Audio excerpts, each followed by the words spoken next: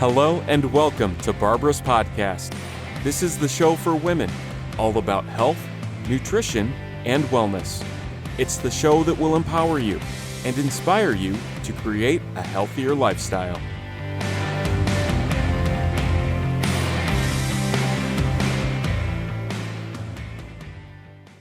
Welcome to Barbara's podcast on health and nutrition for women, the place where we explore real stories, holistic healing, and the power of transformation.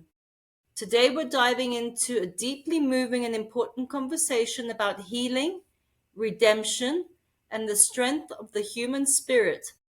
My guest, Ranae Van Roekel, never imagined that the word felon would one day be part of her identity. After serving 36 months in federal prison for a crime that caused harm to others and to herself, Ranae made a conscious choice not to be defined by her past, but to grow from it. Today, she's the founder of Connecting to Cope, a platform helping others rewrite their stories through self-care, education, and community support. Welcome, Ranae. Thank you, Barbara. I'm very excited to be here today. Absolutely. Well, Ranae, I think you have a very interesting story to share. Your path to prison was shaped by decades of unresolved trauma. Can you take us back to that time? What were some of the key moments or realizations that helped you transform your pain into purpose and begin your healing journey? I'll tell you a little bit, Barbara, very briefly. I was the victim of sexual abuse, sexual assault when I was a very young girl. It was preteen years. And of course, we all know those are such informative years. And when the event occurred, I went home, went to my mother, and I'm making this very brief because I want to get into the healing process and Yes. things that have helped me and can hopefully help others. My mother told me to not speak of it. And so let's take us back to the 70s. That's the way women handled trauma at that point. I believe that during that era, many people thought it was the woman who was bad or the girl and not the perpetrators. And that was my mom's belief. She was trying to protect me. She told me to not speak of what happened to me because they would think that I was the bad person and not the people who had performed the act. And that is how I lived for quite a long time. And really, what I heard from my mom was not any of the positive words that she said, but the word bad. And so in the back of my head, in my subconscious, that is what I lived with, that I was bad, that I caused what happened to me. And anything that surrounded that was basically shoved under the rug, as we say here. Yes. And that rug just got a bigger lump in the middle all of the time. So that's the beginning of my trauma. I lived with this for years and kept sliding it, under the rug. The lump got bigger. Things I did in my life got bigger. I did meet a fabulous guy. I got married. I had 2 fabulous children, but I used very unhealthy coping skills in order to survive on a daily basis. Disassociation was one of my biggest coping skills. It got so bad to the point that I couldn't remember whole days, that I would meet people who knew me and I did not know them. I became a people pleaser. That was one of my biggest coping skills. I wanted everyone to like me because I thought if they liked me, they couldn't see the bad part of me. And that's really what led me to the poor choices that led me to commit a crime that brought me to prison. Well, you often say that choices are a privilege.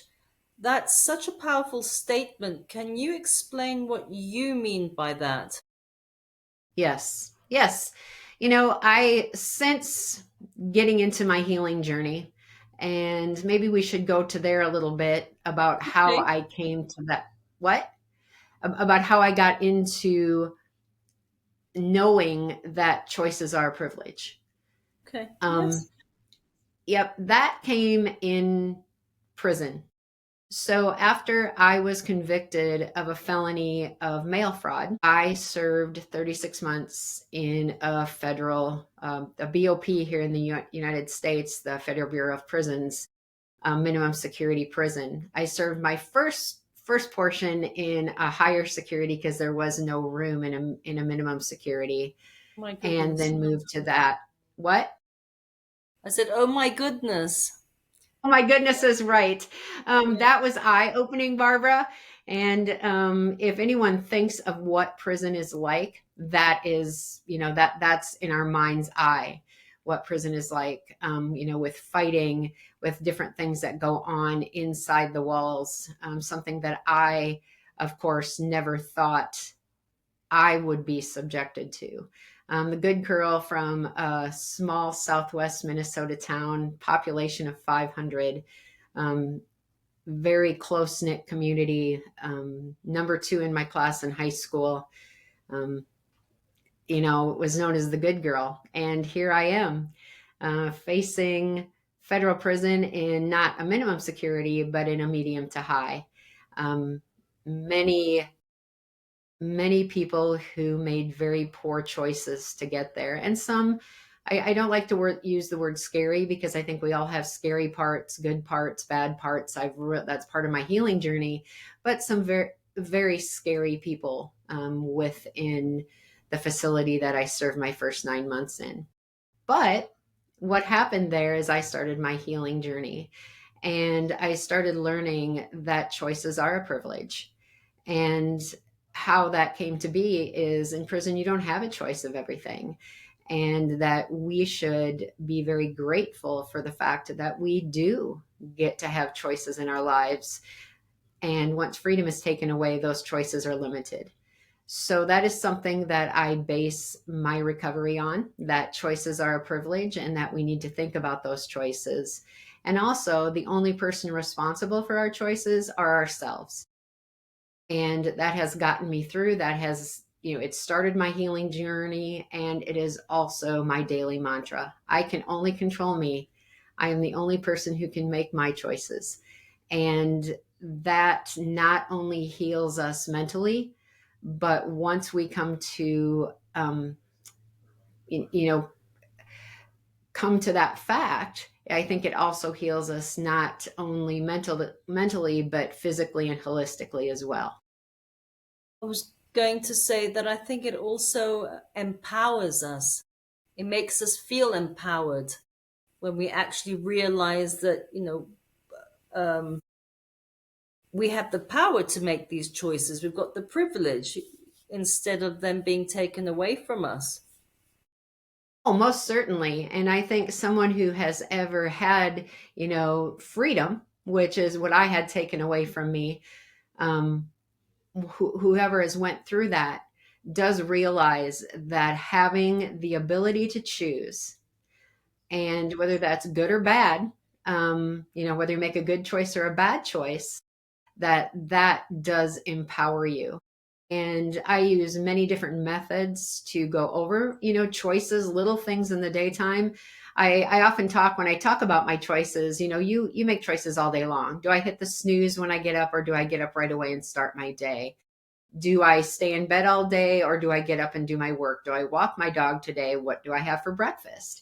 We don't think of it, but the ability to have little choices like that, as you say, does empower us and makes us more whole and gives us more power over what we do on a daily basis and helps us heal. Yeah. Well, come to think of it, if you compare, when you're in prison, you don't have the choice of what you're going to eat. You don't have the choice of what type of exercise you want to do. You don't have, there's all these different choices that I think that we take for granted in our daily Exactly. lives. Exactly. I think once your freedom is taken away from you, how can I say it? The ability to make choices become much more important, and the choices that you make, making positive choices, are much better. In fact, a quick little story here. I was with my granddaughter. I have a 2.5-year-old granddaughter. She's the apple of my eye. And she was having a small issue, and her mother went into the bedroom to talk about the issue she was having. And she came out with her little lip going and a little bit of quiver in her voice and said, "I am going to make a good choice." And that just brought so much to me, how quickly in life and how at a young age, if we're taught, to look at the bad choice and the good choice, that we really think more about the choices that we make. Now, I know through healing, through therapy, I've done quite a few varieties of therapy to get on my healing road. And I believe I still do the work every day. But through that, I realize how skewed my choices were because of the trauma that I did not deal with. And that is my mission with Connecting to Cope, is to get people to talk about their trauma, go to somebody, even if it's not me, to try to find someone who they connect with so that they can talk about the power of choice, so they can talk about the trauma that has led them to their life choices, and to start to have the ability to choose on a positive path. And that goes into so much of our lives, not only, trauma choices, not only criminal or non-criminal activities, but what we do, what we eat, how we worship, the faith that we have in our lives, just so much, Barbara. I mean, it all connects back to, handling your trauma, handling your choices, and hopefully being a healthy person throughout everything in your life. Yeah. Many people struggle with setting boundaries, especially when they've experienced trauma or guilt. What did you learn about setting boundaries during your recovery? And how can our listeners begin to set and honor them without feeling selfish or guilty? That's a big one, because as I mentioned earlier when we were talking, I talked about people pleasing. And Yeah. if you are a people pleaser, you do not have boundaries for people. You have no boundaries for yourself. You have no boundary for friendships, relationships, work relationships, choices. There just are no boundaries. And I think you need to evaluate that word. Evaluate what boundaries mean to you, and evaluate what healthy boundaries mean to you. And by healthy boundaries, I mean if it is causing you strain, if a relationship, if something that someone else is asking you to do is causing you, pain or thoughts that maybe I shouldn't be doing this, then you need to evaluate that relationship and hopefully set up a parameter, AKA a boundary, with the person or the situation that you're in. Now, along with that, it's hard. It's hard, especially if you've always been that yes person. But you need to start learning to say no, and that no is okay. And hopefully, the people or the situation in your life understands that that boundary has nothing to do with them. That choice, that parameter has to do with you and your healthy well being. Let's say you get asked to go out on a Friday night and it's to a situation that you really don't think you want to go, but your acquaintances, your friends, whoever may be asking, really are pushing you to go. But in your gut, and our gut tells us a lot, both physically, emotionally, tells us so much, tells you, no, this is not for me. That's where those boundaries start to come into play. And simply say, no, this is not for me. I'm not going to go. And it's nothing against any of you. It is my personal choice. And that's where I think boundaries start, are on little things like that. You don't feel comfortable doing something at work, something new that has been brought up to you. Sometimes you still need to do it because it's work, but you need to examine, with whoever is asking you to do those things. Why am I being asked to do this? What will it do for our company? And I need to evaluate if this is a good choice for both the company and me. And there's so many examples I could use with boundaries, but I think at the end of the day, you just need to evaluate what you feel comfortable with, and the benefits to both the person that is asking you to do it and your benefits, where those lie. So again, the word no, you don't always have to say yes. People pleasing is not going to make everyone want to be your friend. And just because you say no, hopefully you don't lose, relationships over that. But if that is the case, then you need to evaluate that friendship as well. I don't know if that explained that boundary for you, Barbara, but that's kind of where my life sits with it. Yeah, no, I think it does, and I think it ties in very well with self-care. I think that the term self-care is often very misunderstood or commercialized. How do you define true self-care? Most simple definition that I have for self-care is basically taking care of myself in a positive manner, and not just of myself, but of my whole well-being. Some people think self-care is going to the spa for a day, right? And that is a great form of self-care. That's a favorite of mine. I love to go to the spa. But also setting boundaries is a form of self-care. Eating well is a form of self-care. Yeah. Self-care. Going to your therapist is a form of self-care. Coming up with positive coping skills. And we all have different coping skills. Everybody uses different ones. The common ones, are journaling, meditation, taking a walk, reading a book, talking to a friend. And those are all great coping skills and are a part of self-care. But you need to find items in your life that are healthy, that can help you cope throughout the day. And that is a huge part of where self-care plays for me.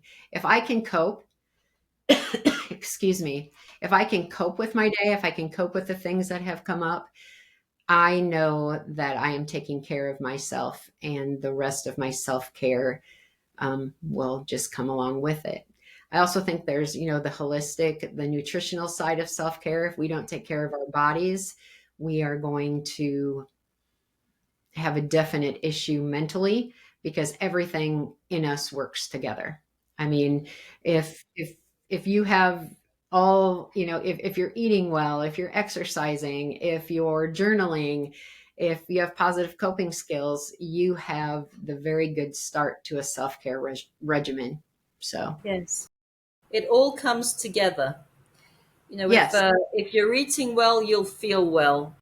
If you're exercising, that also helps. If you're journaling and working on, releasing some of the negative emotions or working through them in the way you feel best, again, all of that helps.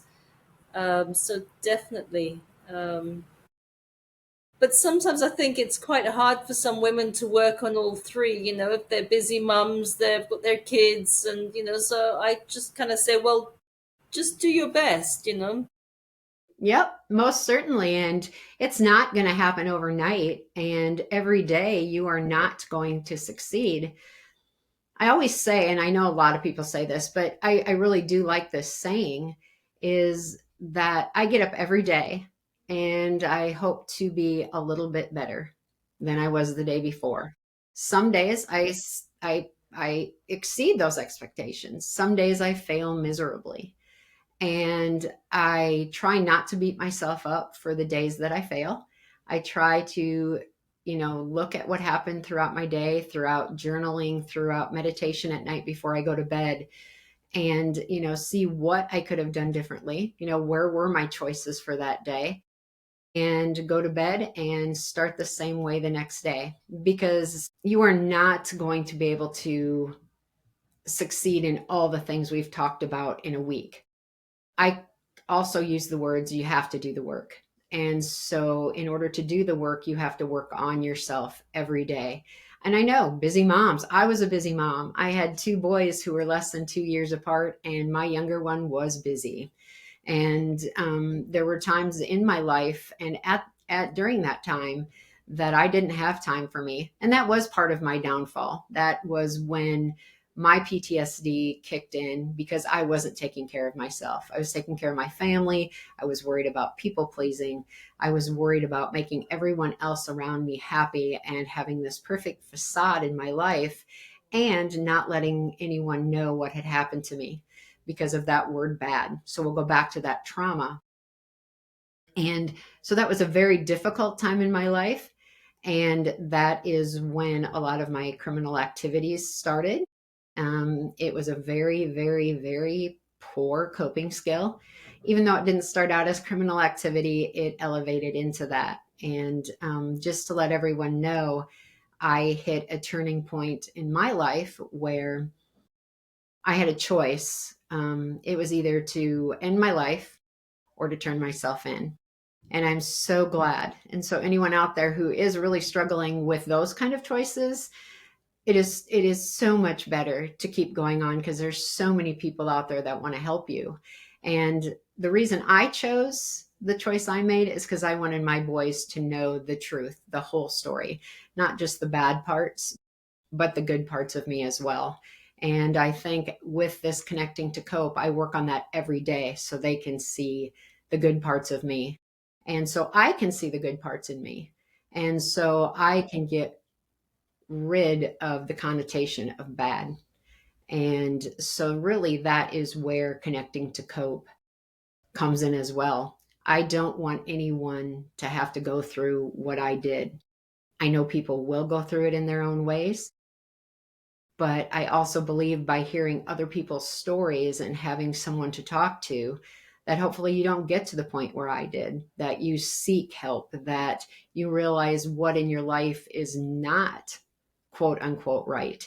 And you find someone to talk about it, whether it be, verbal trauma, emotional trauma, grief, so many things that I could name, eating disorders. I don't know what to do about this. Problems at work. We all have different sources of trauma, and they are all equal. And if anyone tells you differently, that is so not the truth. We all handle trauma differently. We all handle different levels of trauma differently. And if you feel you need help, you need to seek that. And so that's what, again, led me to connecting to cope. And that's what I want all the young moms out there who are listening. If you've had something in your life, you can get through this. There are people to help you. And, listening to podcasts like Barbara's is a great way to start. I hope you do that. Well, I think it's fantastic that you've taken, a bad experience or poor choices, and you've turned it into something good, to help others. I suppose healing is about survival, and then eventually it becomes joy. How did you make that shift from just getting through each day to actually embracing life again? Because that must have been quite difficult, a It difficult was. transition to go through. Oh, terrible transition. But strangely enough, where my transition really took hold and where that transition started was actually my prison sentence. For the first time in my life, I had one thing to worry about, and that was me and getting better Yes. and how I was going to get through days. And I had a little bit of counseling before I left. So I kind of knew some of the different methods, what had worked for me, what didn't work for me. But I had a great gal who had used to work for the BAU in the FBI, and through some tragedies in her own life, ended up in the Federal Bureau of Prisons here in the US. Yes. And she was my starting point. She was the girl who said, Ranae, you can get through this. You can fight this. You could have done so many more things with the trauma that is floating around in your head and with the disassociation that is floating around in your head. And yet you were strong enough to end up here.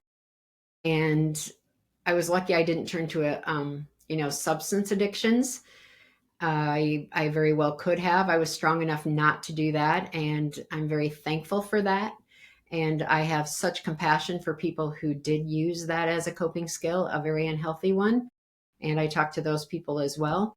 But again, prison was my turning point. Prison was where I can do this. I can have joy in my life, and that we are not a snapshot.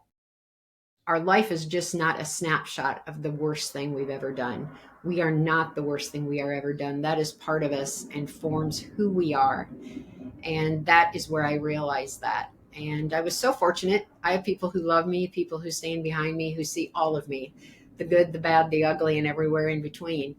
And so I'm thankful for that. And that's also what I try to do. If someone doesn't have that support system, I try to help them be that, or I try to hook them up with someone who can be that for them. And I think that that is vital. But again, the first person you need to be accountable to is you. You are the only person who can control those choices, the good choices, the bad choices, how we go forth. And that's kind of how I try to find joy. And you also said the word survivor, or survival, I think is the word you used. Survival. Yesterday in my EMDR therapy, which is, like I say, I still do the work every day. I do EMDR therapy right now to get to the basis of my trauma.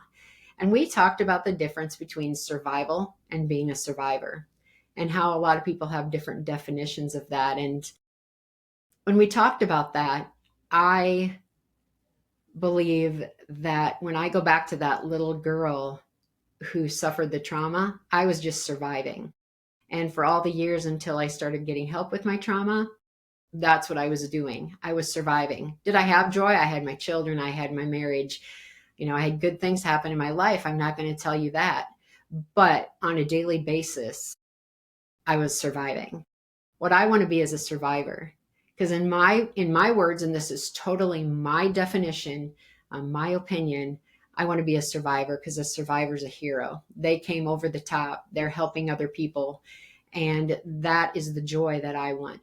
And that is what I work for and strive for every day. And I certainly hope I get there, but I'm working on it. So, and I hope I can help other people get to be survivors. Yep. Yeah. I hope so. Well, in closing, Ranae, where could people connect with you, or, visit your site, Connecting to Hope, if they would like to find out more information? Okay. So the site they can go to is www.connectingtocope, which is with a C, not an H. And the reason it's Connecting to Cope is because my golden doodle's name is Cope. He's my best coping skill. Yeah. And he is my buddy and my other being, my soul being, I always say. But it's connectingtocope.com, and I'm on Facebook as well.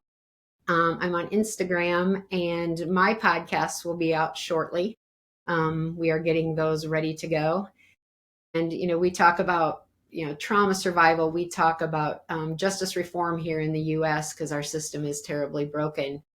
And we just talk about coping day to day and being whole and being healthy. Well, thank you for joining me today. You've been an absolute lovely guest.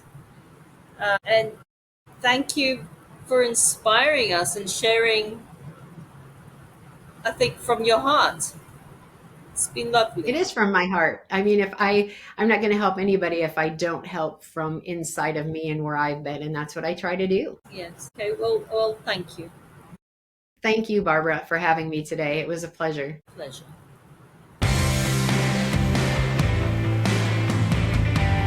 Thanks for listening to Barbara's podcast. Don't forget to sign up for our newsletter or e-courses. Celebrate life, and see you at the next episode.